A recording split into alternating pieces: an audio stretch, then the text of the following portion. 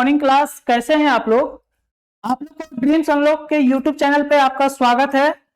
हम लोग आज एसएससी जीडी का 20 प्रैक्टिस क्वेश्चन करने जा रहे हैं। ये जो 20 प्रैक्टिस क्वेश्चन है बहुत ही इंपॉर्टेंट है और बहुत ही आराम आराम से करेंगे।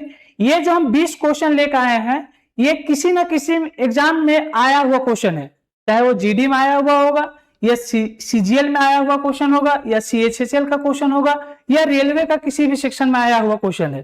और ये 20 क्वेश्चन बहुत ही इंपॉर्टेंट है और अच्छा क्वेश्चन है। ठीक, तो आप लोग सेशन को लाइक कर दीजिए और अगर आप लोग यूट्यूब में नए हैं मेरे चैनल पे तो उसको सब्सक्राइब कर दीजिए। आज हम लोग एक पहला क्वेश्चन देख रहे हैं, मैथ प्रैक्टिस क्वेश्चन। एन छूट गया है ना। तो एक क्वेश्चन बहुत ही इंपॉर्टेंट है, ये पहला नंबर और बहुत ही इंपॉर्टेंट क्वेश्चन है। क्वेश्चन है, एक छिद्र एक भरी हुई टंकी को 1 घंटे में खाली कर देता है। टंकी में जल का स्तर को बनाए रखने के लिए समान क्षमता वाले 3 फिलिंग पाइपों की आवश्यकता होती है।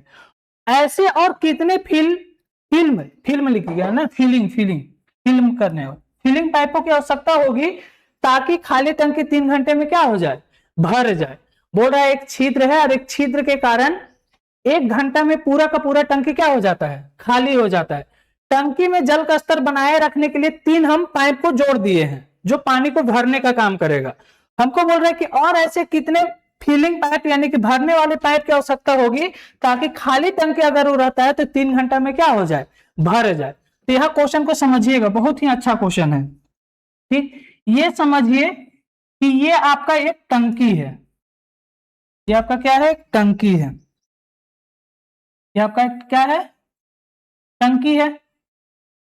अब ये टंकी में एक छिद्र हो गया है, टंकी में क्या हो गया है, छिद्र हो गया है। अब ये छिद्र हो गया है, ये छिद्र हो गया है। और छिद्र होने के कारण ये टंकी में जितना भी पानी होगा वो 1 घंटे में क्या हो जाएगा, खाली हो जाएगा। अब क्वेश्चन में आपको बोला है कि ये जो टंकी में पानी है उसका स्तर को बनाए रखने के लिए यानी कि उसका स्तर को पानी कम ना हो इसके लिए हम 3 फिलिंग पाइप जोड़ देते हैं। 3 को भरने वाला पाइप इसमें जोड़ दिए 3 फिलिंग पाइप।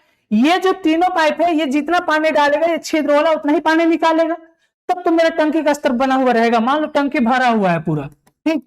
अब ये टंकी भरा हुआ है, अगर ये छिद्र को खोल देते हैं तो 1 घंटे में पूरा खाली कर देगा।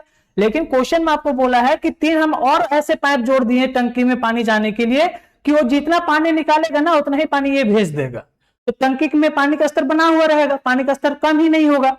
अब हम मानते हैं कि ये जो तीनों पाइप है ये तीनों पाइप की समान क्षमता है, तो हम मानते हैं कि ये जो तीनों पाइप है 1 लीटर पर घंटा पानी देता होगा। ये हम मान लेते हैं कि 1-1 लीटर देता होगा, यानी कि ये तीनों जो है 3 लीटर पानी यहां डाल देता होगा, ठीक। और 3 लीटर डालता होगा उसको ये खाली कर देता होगा 1 घंटा में। यानी कि छिद्र का जो क्षमता है वो कितना का है, 3 लीटर पर घंटा का है। यानी कि ये जितना पानी डाल रहा है 1 घंटा में उतना ही पानी बाहर निकाल दे रहा है। अब हमको ये भी पता चल गया है कि ये 3 लीटर पानी डालता तो ये भर जाता होगा, ठीक, और वही पानी को बाहर निकाल देता होगा, तब ना पानी का स्तर बना हुआ है। यानी कि समझ में आ गया कि ये जो टंकी होगा टंकी में कितने लीटर पानी आता होगा, 3 लीटर आता होगा। यानी कि ये जो सॉरी क्षमता लिख दिए, इफिशियंसी, हाँ वही है। अब ये जो टंकी होगा ये टंकी कितना लीटर का होगा, 3 लीटर का ही होगा। अब ये 1-1 लीटर भेज रहा है। अब हमको क्वेश्चन में बोल रहा है कि अगर मेरा टंकी खाली रहे और ये तीनों पाइप जुड़ा हुआ रहेगा और एक पाइप क्या करेगा, पानी को बाहर निकालेगा, और ये टंकी पूरा का पूरा भी क्या है, खाली है, और इस टंकी को अगर हमको भरना है तो कितने पाइप की आवश्यकता होगी और टंकी को भरने में कितना समय लगना चाहिए, 3 घंटा लगना चाहिए। अब देखिए कि ये तीनों पाइप जितना पानी भेजेगा उसको तो ये पाइप क्या करेगा, बाहर ही निकाल देगा। क्या टंकी कभी भर पाएगा, नहीं भर पाएगा। अब तीनों पाइप का जितना क्षमता है ना उतना ही क्षमता वाला पाइप हमको जोड़ना है। तो हम देखें कि अगर हम एक पाइप इसमें जोड़ देते हैं, एक पाइप नया पाइप इसमें हम जोड़ देते हैं, ये फिलिंग कर रहा है, तो ये तीनों पाइप जितना पानी डाल रहा है उतना तो ये पानी निकाल दे रहा है, यानी कि टंकी तो भरेगा नहीं। लेकिन जब एक और पाइप हम जब जोड़ दिए, एक पाइप जैसे ही जोड़ दिए तो ये तो 1 लीटर पर घंटा पानी देगा, और हमको पता चल गया है कि ये टंकी 3 लीटर का है, 3 लीटर का टंकी है ना, तो 1 घंटा में 1 लीटर पानी भेजेगा, 2 घंटा में 2 लीटर भेजेगा, 3 घंटा में 3 लीटर भेजेगा, यानी कि 3 घंटा में ही टंकी भरना चाहिए। तो और हमको कितना पाइप जोड़ना होगा, 1 ही पाइप जोड़ना होगा। ये बात समझ में आया। ये बहुत ही अच्छा क्वेश्चन है, कॉन्सेप्ट का क्वेश्चन था। ठीक, आगे क्वेश्चन हम लोग देखते हैं। बोल रहा है 20 पुरुष, हेलो हेलो, 20 पुरुष 30 महिलाएं तथा 50 लड़के एक कार्य को एक दिन में पूरा कर सकते हैं। 2 पुरुष और 5 लड़के एकांतर दिनों में कार्य करते हैं और 6 महिलाएं सभी दिन कार्य करती है। यदि पुरुष पहले दिन कार्य करते हैं तो कार्य कितने दिन में समाप्त हो जाएंगे। बहुत ही अच्छा क्वेश्चन है। ठीक, बोल रहा है कि 20 पुरुष रहेगा, चाहे 30 महिलाएं रहेगी या 50 लड़के रहेंगे, ये लोग अगर काम करने के लिए जाएंगे तो एक कार्य को एक दिन में क्या करेंगे, कोई भी काम को एक दिन में खत्म कर देंगे। तो हमसे पूछ रहा है कि 2 पुरुष और 5 लड़के एकांतर दिन में काम करेंगे। तो एकांतर दिन करने का मतलब 2 पुरुष आज गया तो कल जाएगा 5 लड़का, फिर अगले दिन 2 पुरुष जाएंगे तो उसके अगले दिन जाएंगे 5 लड़का, ऐसे करके पुरुष और लड़के एकांतर दिन में कार्य करते हैं। जबकि जो महिलाएं हैं वो सभी दिन जाएगी काम करने के लिए, पहला दिन भी जाएगी, दूसरा दिन भी जाएगी, तीसरा, जब तक काम रहेगा तब तक 6 महिलाएं काम करने के लिए जाएगी। तो आपसे पूछ रहा है कि यदि पुरुष पहले दिन कार्य करते हैं, क्वेश्चन में बोल दिया है कि एकांतर दिन में जा रहा है तो पहले दिन कौन जाएगा, पुरुष जाएगा। तो ऐसा करने पर कार्य कितना दिन में समाप्त हो जाएगा। तो यहां देखिए 20 पुरुष किसके बराबर है, 30 महिलाएं के बराबर है, यानी कि 20 पुरुष जितना दिन में जो काम को कर लेता है वही काम को 30 महिलाएं कर रही है एक दिन में। तो हम बोल सकते हैं कि 20 पुरुष बराबर है कितना, 30 महिलाएं के, बोल सकते हैं ना। तो हम पुरुष को मेल लिखते हैं, इसको फीमेल मान लेते हैं। तो मेल बाय फीमेल क्या हो जाएगा, ये गुणा में है तो 30/20 होगा। इसका जो अनुपात आया 3:2 का आ गया। अब हम ये दोनों को लेते हैं, महिलाएं और लड़के को लेते हैं। अब 30 वुमेन जिस काम को करेगी उसी काम को 50 लड़के करेंगे, 50 बॉयज करेंगे। तो वुमेन बाय बॉयज का अनुपात क्या होगा, 50/30, यानी कि इसका जो अनुपात आया 5/3 आ गया, कोई दिक्कत नहीं है। अब हम देख रहे हैं कि यहाँ फीमेल है, अच्छा फीमेल को वुमेन हम क्यों करते हैं, वुमेन कीजिए तब अच्छा लगेगा। फीमेल महिलाएं है ना, वुमेन। तो देख रहे हैं कि दोनों में कॉमन क्या है, वुमेन का है। डब्ल्यू कितना दिखा रहा है 2, जबकि डब्ल्यू कितना है 5। क्या एक महिलाएं अलग अलग क्षमता से कार्य कर सकती है, नहीं। तो हमको इसको इक्वल करना है, तो इक्वल करने के लिए क्या करते हैं कि जिसको भी इक्वल करना रहता है उसका नंबर को इंटरचेंज करके गुना कर देते हैं। मतलब 2 से इसको गुना कर देंगे, 5 को इसको, तो 5 से ऊपर भी गुना होगा, नीचे भी गुना होगा।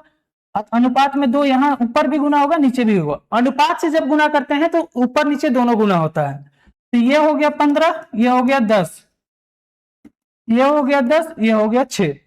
यानी कि मेल का जो इफिशियंसी है 15 आया, वुमेन का 10 आया और बॉयज का कितना आ गया, 6 आ गया। अब हमको पहले निकालना होगा टोटल वर्क। तो कुल कार्य निकालने के लिए किसी एक को भी ले लेंगे। तो बोल रहे हैं कि 20 पुरुष एक दिन में करता है, तो 20 पुरुष काम कर रहा है और कितना दिन में करता है, एक दिन में करता है। अब 20 हो गया, पुरुष की क्षमता कितना था 15 है, तो 15 यार एक दिन में ही कंप्लीट कर देता है। M1D1 W1 वाला होता है, M1D1 H1, तो वही फॉर्मूला लगेगा। तो टोटल वर्क 15 दूना 30, यानी कि 300 आ गया। यानी कि हमको ये पता चल गया है कि टोटल काम कितना था, 300 था। अब इस टोटल काम को करने के लिए 2 पुरुष और 5 लड़के एकांतर दिन में जाएंगे, जबकि महिलाएं लगातार जाएगी।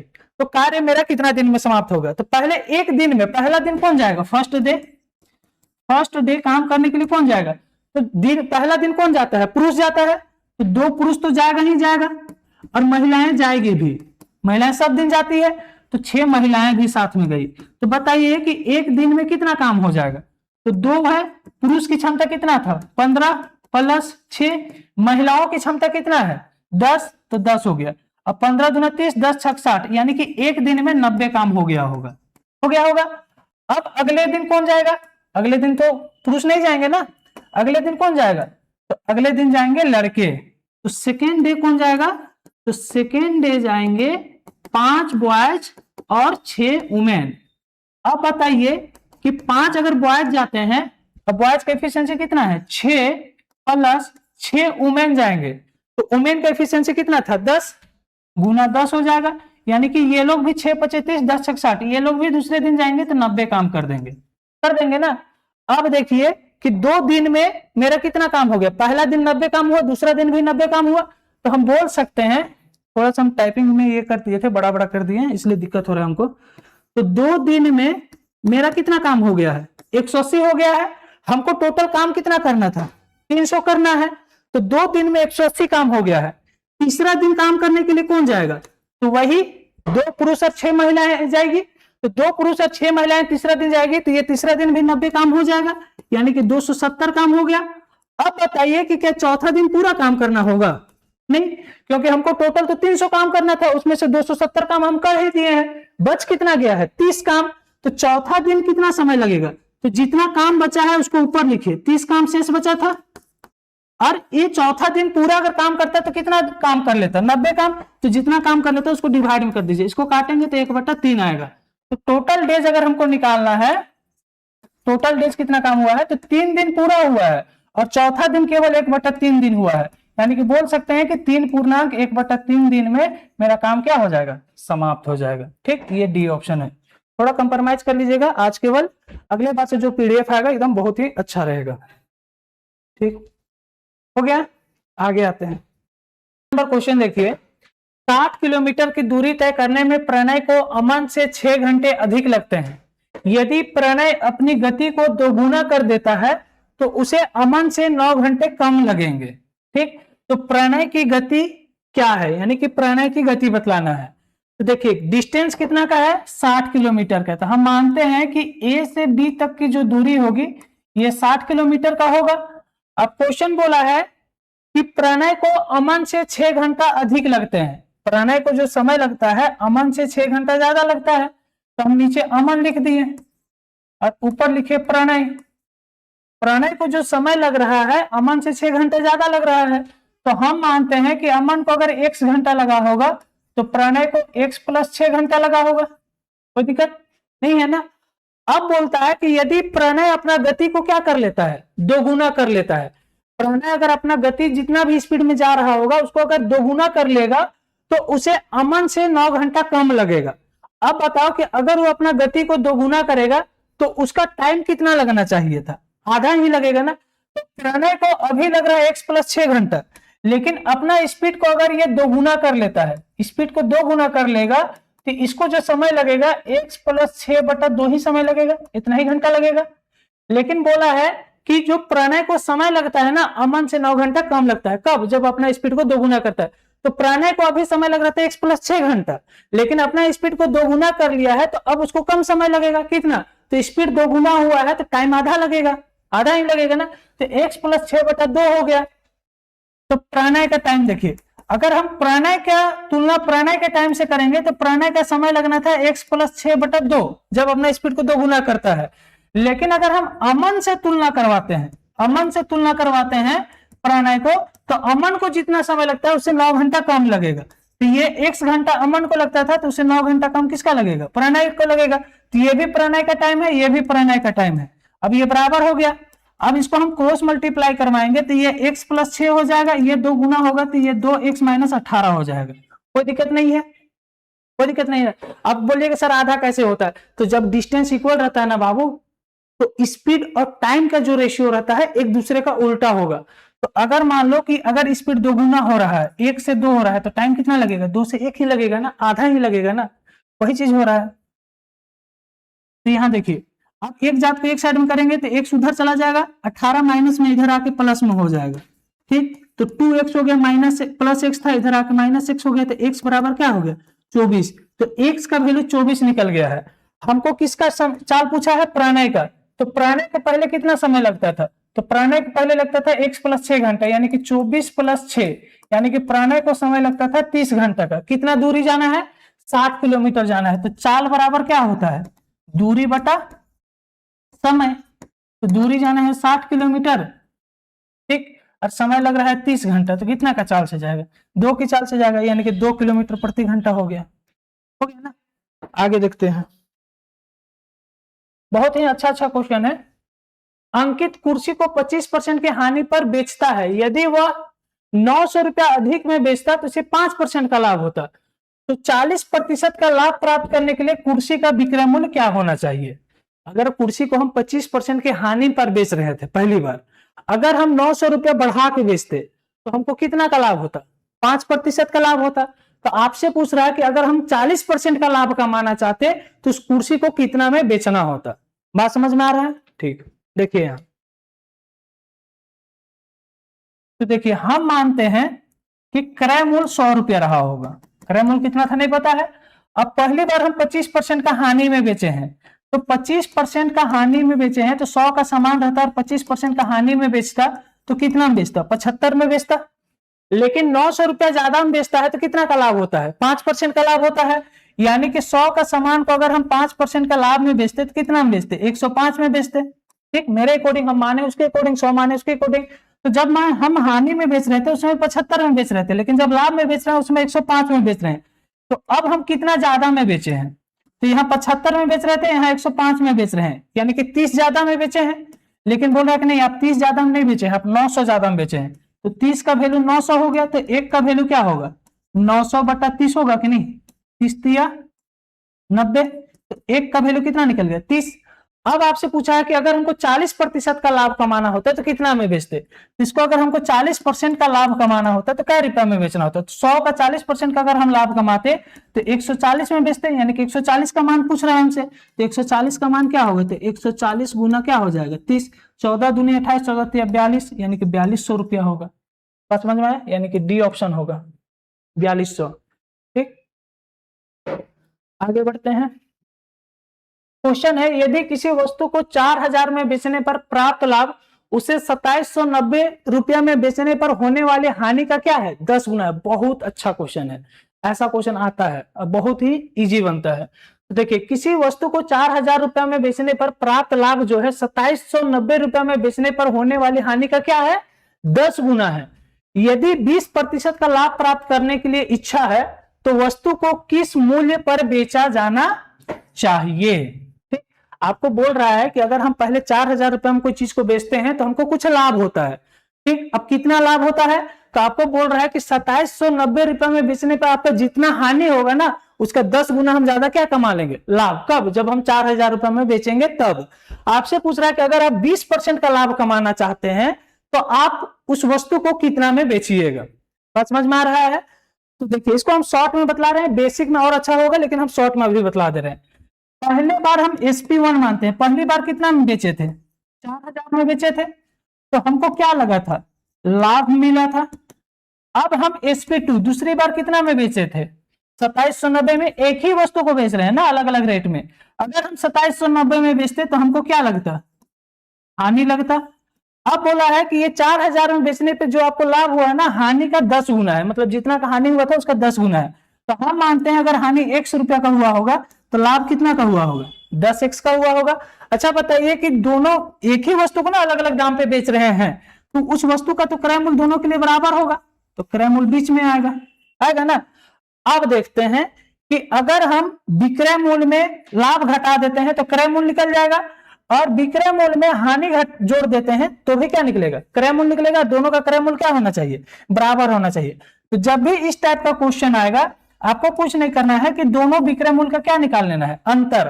तो 4000 और 2790 का अंतर कितना आ गया? 0। 10 में 9 गया तो 1, 9 में 7 गया तो 2, 3 में 2 गया तो 1, यानी कि 1210 रुपया का अंतर आया है।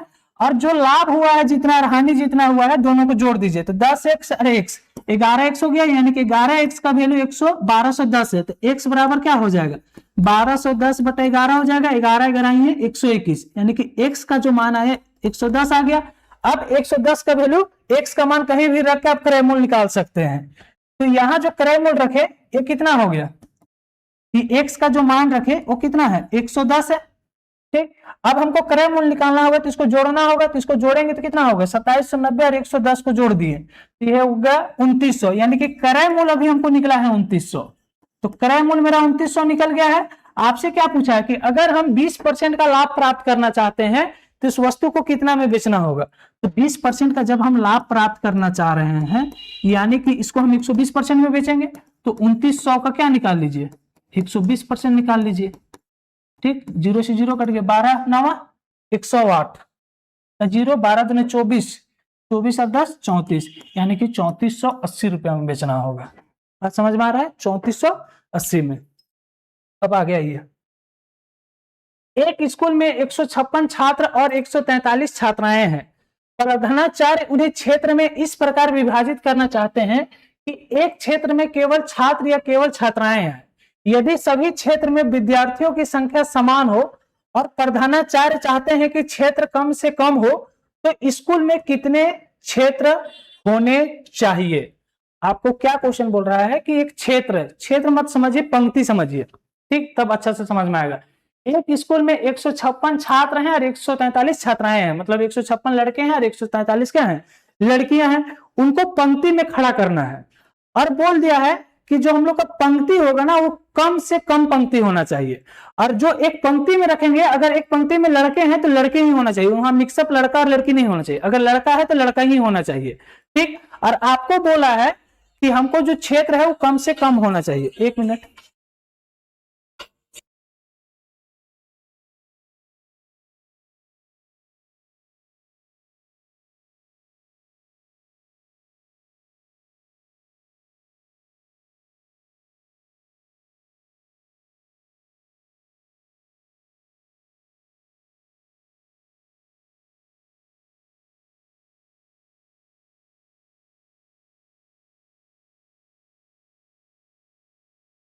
तो आपसे बोल रहा है कि छात्र क्या होना चाहिए, मतलब छात्र जो है पंक्ति में खड़ा करना है और पंक्तियों की संख्या एकदम कम से कम होना चाहिए। अब जब पंक्तियों की संख्या कम से कम होना चाहिए, तो जो पंक्ति में लड़के या लड़कियां होगी वो ज्यादा से ज्यादा होना चाहिए। तो हमको एक पंक्ति में ज्यादा से ज्यादा लड़का या लड़कियां खड़ा करना है। तो एक पंक्ति में हम ज्यादा से ज्यादा कितना खड़ा कर सकते हैं? तो आप जब एलसीएम एचसीएफ पढ़े होंगे तो उसमें अगर ज्यादा से ज्यादा बोल दिया तो आपको एचसीएफ निकालना होता है, और कम से कम बोल दिया तो आपको क्या निकालना होता है? एलसीएम।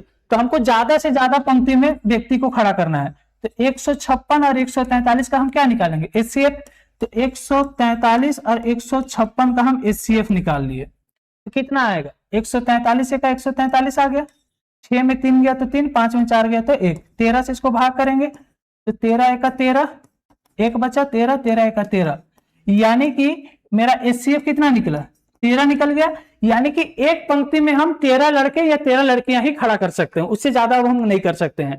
तो अब बताइए कि एक पंक्ति में जब 13 लड़के खड़े होंगे तो 156 जब छात्र होंगे तो उनका कितना पंक्ति बनेगा? तो 156 छात्र को अगर हम 13-13 पंक्ति में करके खड़ा करेंगे तो 13 का 13, 13 दूना 26, यानी कि 12 पंक्ति ही बन पाएगा इनका।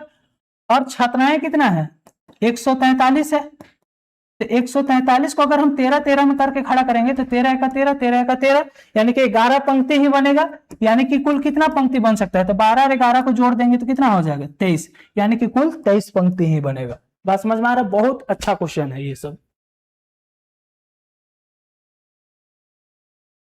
5 अंकों वाली संख्याएं 7, 6, 1, x, y 90 से विभाज्य है तो x प्लस y का मान बतलाना है। अब देखिए 90 से विभाज्य है तो 90 को क्या हम 10 और 9 में तोड़ सकते हैं? यानी कि जो संख्या 10 और 9 से जाएगा वही संख्या 90 से विभाज्य होगा। अब बताइए कि कोई संख्या 10 से विभाज्य होने के लिए क्या नियम बोलता है?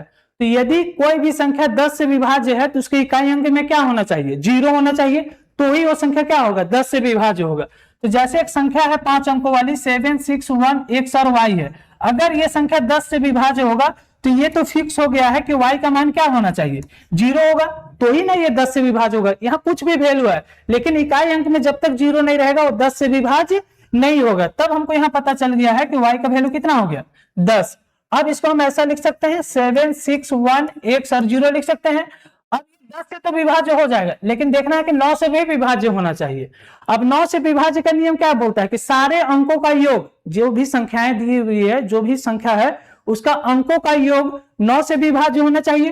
तो अब देखिए इसका अंकों का योग कितना आ रहा है? तो 7 और 6 13, 13 और 1 14, 14 में 0 जोड़ेंगे 14 ही होगा। अब x में आप क्या रखिएगा कि वो 9 से विभाज्य हो जाए? तो x में आपको 4 ही रखना पड़ेगा। x में 4 रखिएगा तब ना 18 होगा और 9 से कट जाएगा। यानी कि x का जो वैल्यू आ गया वो क्या आया? 4, और y का मान कितना आया? 0। दोनों को जोड़ेंगे तो 4 प्लस 0 क्या होगा? 4 ही होगा। समझे ना? बहुत इजी क्वेश्चन है ये सब। अब बोला है कि 9 सेंटीमीटर त्रिज्या वाले एक ठोस धातु के गेंद को पिघलाकर 3 सेंटीमीटर त्रिज्या वाली छोटी गोलाकार गेंद बनाई जाती है। बनने वाली ऐसी छोटी गेंदों की संख्याएं कितनी थी? ठीक।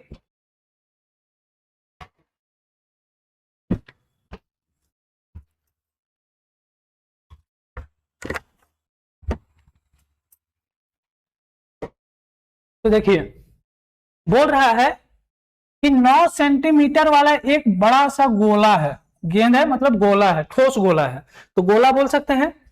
इसकी त्रिज्या कितनी है? 9 सेंटीमीटर है। अब बोला है कि हमको 3-3 सेंटीमीटर का ही गोला बनाना है, ठीक।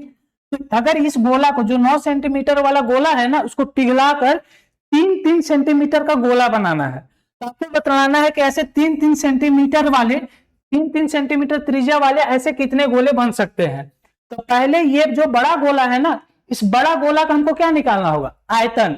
और उसका आयतन को ये जो छोटा गोला का आयतन आएगा एक गोला का, उससे हम डिवाइड कर देंगे, तो हमको पता चल जाएगा कि ऐसा कितना गोला बनेगा। तो देखिए बड़ा गोला का आयतन निकालिए। तो गोला का आयतन निकालने के लिए फॉर्मूला होता है 4/3 पाई आर क्यूब होता है, ठीक। अब ये जैसा का तैसा इसको रखिए, क्योंकि ये कैंसिल हो जाएगा। 4/3 हो गया पाई, आर का मान अभी कितना है? 9 है, तो 9 का क्यूब हो जाएगा। अब क्या कीजिए, छोटा गोला का आयतन निकालिए, छोटा गोला का आयतन। तो छोटा गोला का आयतन कितना होगा? तो छोटा गोला हो या बड़ा गोला हो, फॉर्मूला तो वही होता है, बस त्रिज्या चेंज होगा। तो छोटा गोला का आयतन अभी हो जाएगा 4/3 पाई आर क्यू। इसको R1 मान लेते हैं, इसको R2 क्यू मान लेते हैं, ठीक। तो इसको जैसा था उसी तरह रखते हैं, 4/3 पाई। अब यहाँ जो R है वो कितना है? 3 है, तो ये 3 का क्यूब हो जाएगा, होगा ना। अब बोला है कि छोटा गोला का संख्या बतलाइए। तो छोटा गोला का अगर हमको संख्या बतलाना पड़े तो क्या करना है कि बड़ा गोला का जितना आयतन आया है, एक बड़ा गोला का जितना आयतन आया है, उसको डिवाइड करेंगे एक छोटे गोले के आयतन से।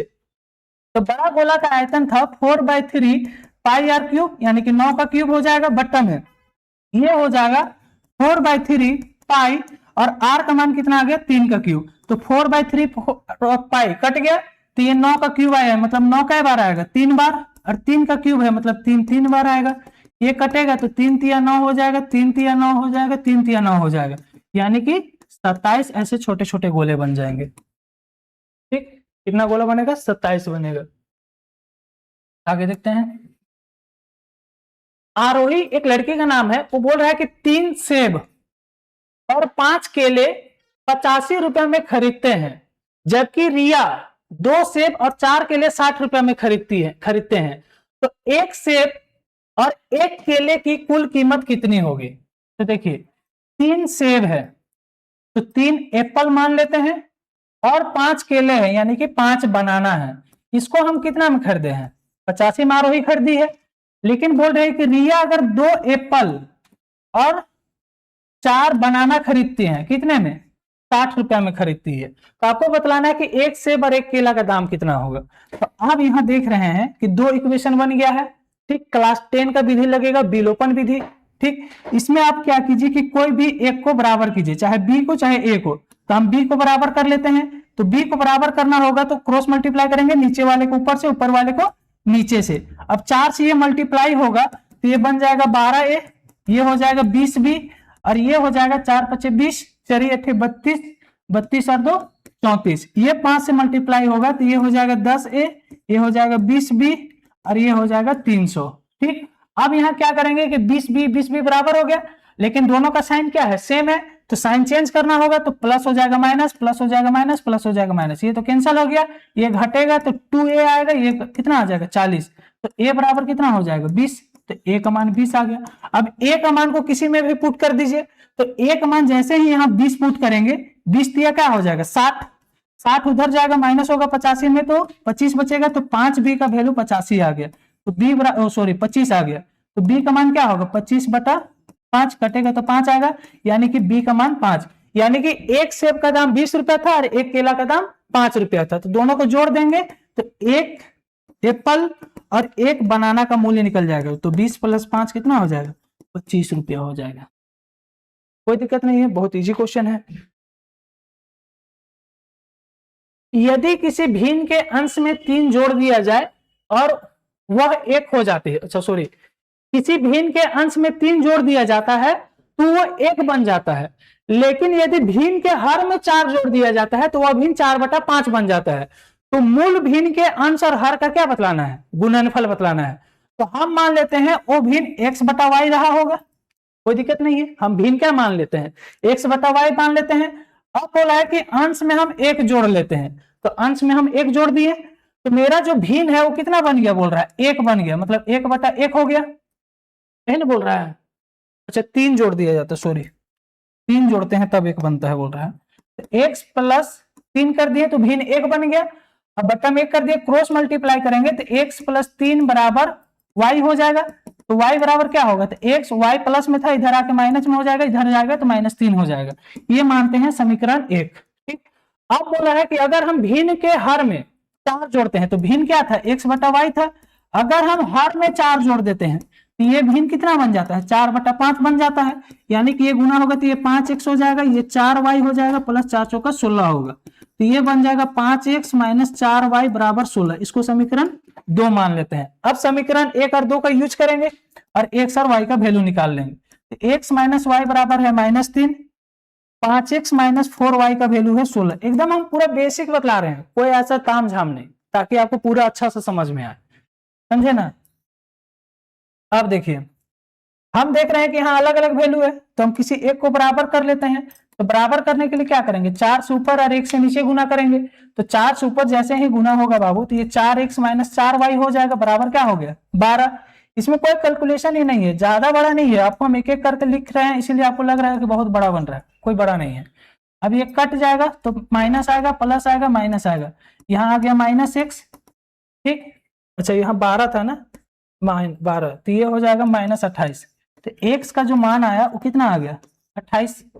ठीक, अब 28 को आप किसी भी समीकरण में पुट कर लीजिएगा, तो यहाँ जैसे ही 28 पुट किए माइनस उधर जाएगा, होगा ना भाई। जैसे x में हम 28 पुट किए, ये उधर उठ के जाएगा तो माइनस में होगा, तो माइनस वाई बराबर क्या हो जाएगा 31, -31, वाई से वाई कट गया तो y का मान आ गया 31।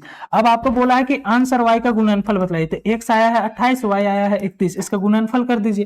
तो 28 और 31 का गुणनफल कितना होगा, तो 8 एक 8, 2 एक 2, 3 8 24, 24 और 2 26 का 6, हाथ में कितना बच गया 2, 3 दूना 6, 6 और 2 8, यानी कि 868 आंसर होगा। ठीक, आज के लिए इतना ही रखते हैं, अगले क्लास अगले दिन। Thank you.